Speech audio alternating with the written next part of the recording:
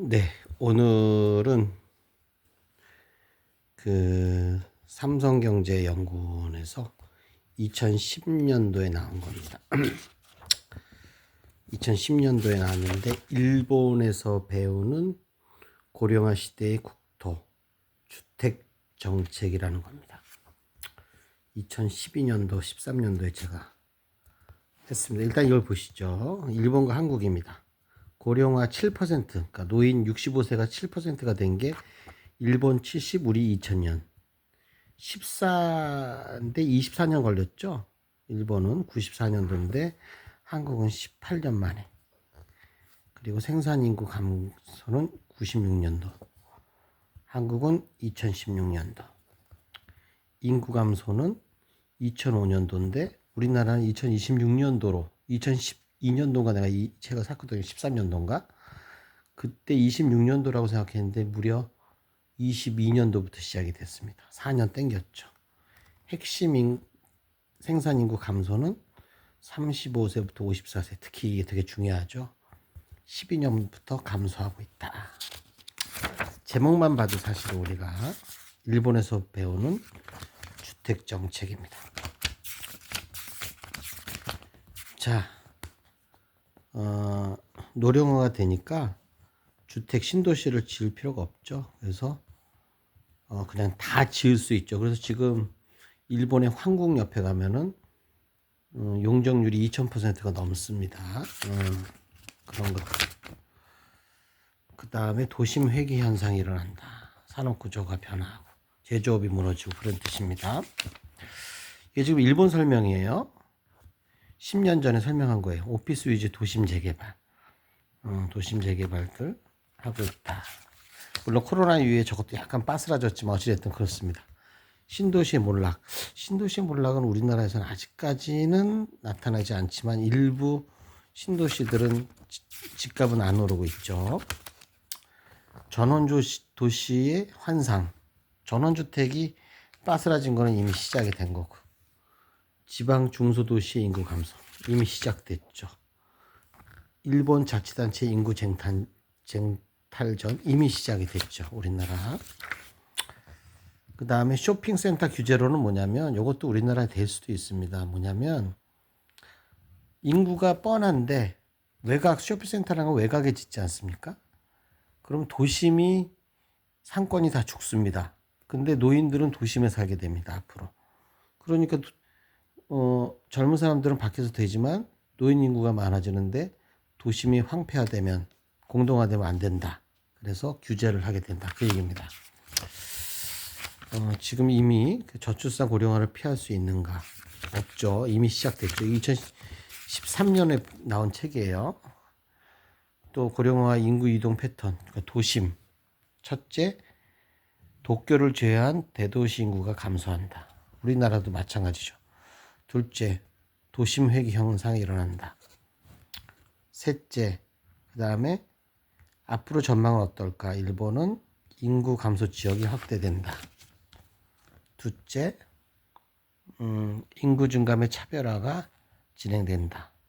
그렇죠? 그래서 일본도 수도권에는 증가가 되지만 감소로 전환됐어요. 우리나라도 2030한 2년인가 되면은 수도권도 인구가 줍니다. 셋째, 세대수는 계속 증가할 것이다. 증가하고 있죠. 넷째, 세대 규모는 감소한다. 2.99명에서 요거가 2010년도에 2.9명인데 우리나라도 2.4명인가로 줄어들었죠. 다섯째, 고령자 세대가 증가할 것이다. 그렇죠?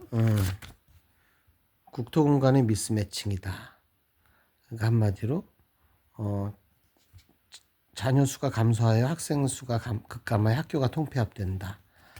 뭐 의료와 교통의 서비스 부실화 이미 지방에는 나타나고 있습니다. 셋째, 산업의 미스매치 현상이다. 제조업 중심에서 서비스화가 진행된다. 넷째, 고령자가 증가하고 생산 연령 인구의 감소는 세수 감소로 나타날 수밖에 없다. 인구 성장을 전제로 한 정책이 계속되게 되기 때문에 그렇다 이 말입니다. 고령화의 재정 정책은 어떻게 될 거냐? 결국은 우리나라 지금 하고 있죠. 지방자치제도 자꾸 통폐합해야 돼요. 두 번째는 연금제도 우리나라 하고 있죠. 규제 개혁해도 효과는 없죠. 고속도로 민영화가 있습니다. 뭐 인프라 투자는 뭐 지금같이 했던 얘기를 쭉 한 겁니다. 신도시는 축복인가 재앙인가? 재앙이겠죠. 그래서 도심 회귀 및 신도시 공동화 현상. 고령화의 연구 동향 되어 있습니다. 토건족에 대해서 쭉 나왔습니다. 일본이 저렇게 빚이 많아진 것도 토건족 때문입니다. 우리나라 토건족 있죠. 이거 삼성에서 나온 겁니다. 무슨 운동권 그거 아니에요. 삼성경제연구원에서 나온 책이에요. 삼성경제연구원에서. 그래서 일본의 수도 이전 하도 도쿄에만 몰리고 도쿄의 주택 가격은 뛰고 그래서 따라갈 수가 없고 막 우리나라보단 덜 했는데 이미. 그래서 할 수 없이 이제 뭐 수도권도 한번 이전해 볼까? 그런 얘기가 나왔어요. 지방도 분산해 볼까? 뭐 우리나라 혁신도시랑 비슷하죠. 뭐 그다음에 뭐 두뇌 입지법의 제정이다. 3차 산업에 대응한 변화에서 서비스 연구 기능을 가능하게 되찾자. 그래서 뭐 그런 것들이 있었어요. 그래서 관광 리조트가 즉 한마디로 어디 뭐 지금 국가에서 미는 곳은 세 군데죠. 뭐 제주도, 강원도, 뭐 경주 이 세 군데를 관광 리조트를 했죠. 다른 데 하면 안 되겠죠. 그래서 뭐 마지막 탈출구가 관광 산업이었다. 내수 진작 차원이었다. 지방답체 입장에서는 대규모 프로젝트가 필요하다.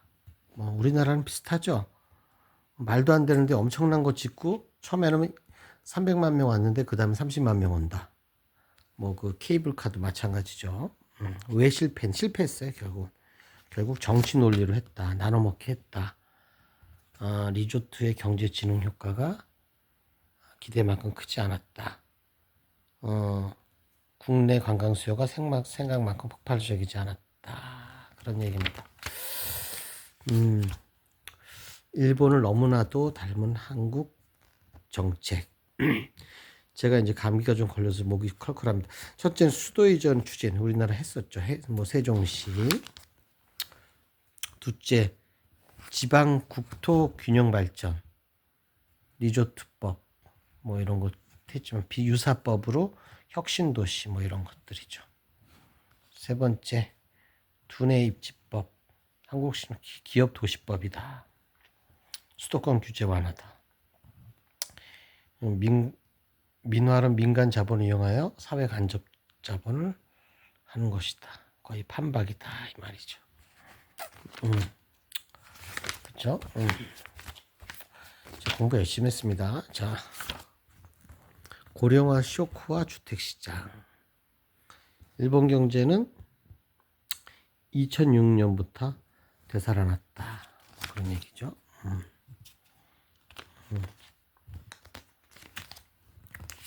그래서 이제 뭐 이건 뒤에는 별로 중요한 내용이 아니고요. 우리나라는 참 못됐습니다.